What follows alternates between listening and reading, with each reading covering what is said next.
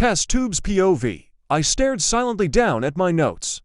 Shuffling through each page, I continued running my fingers through the files, trying to figure out which experiment I wanted to revise.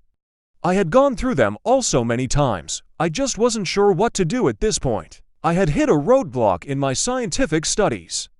And that was honestly the biggest jeebweezer I had encountered. Each one was so arbitrary. I mean, sure, they had its use, but none of it really mattered enough to not end up collecting dust on my shelves. It had become also repetitive. I mean, sure, that was to be expected after some time. But fundamentals taught me that there was no such thing as a boring experiment. I'm starting to think that the people who wrote the fundamentals didn't know what exactly an experiment was. My gaze slowly turned back to the file I had begun rummaging through, a research report that had begun reviewing Y626, a concoction I had put together to divide the molecular structure of yin-yang, in an attempt to make them to separate entities. It had proven successful, but with disastrous consequences.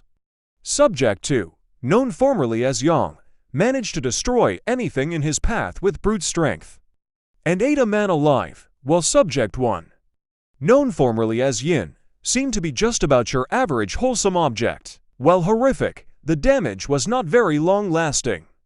The arena was repaired, and no one seemed to care about the fact that Do had gone missing to gods know where. It was interesting to watch, to say the least. I looked over each vital I managed to grab, and tilting the paper slightly to match my angle, a definite difference. I set the page back down and sighed, crossing out the last few lines of the report with a scowl. Nothing of use anyways. There would be no way for me to be able to get them back down here anyways, as twisted and stressful as it was. I liked seeing the consequences of my harmless experiments. It was amazing to see how objects reacted to things under certain situations. Social experiments were one of my favorites to run. Everyone was always so different.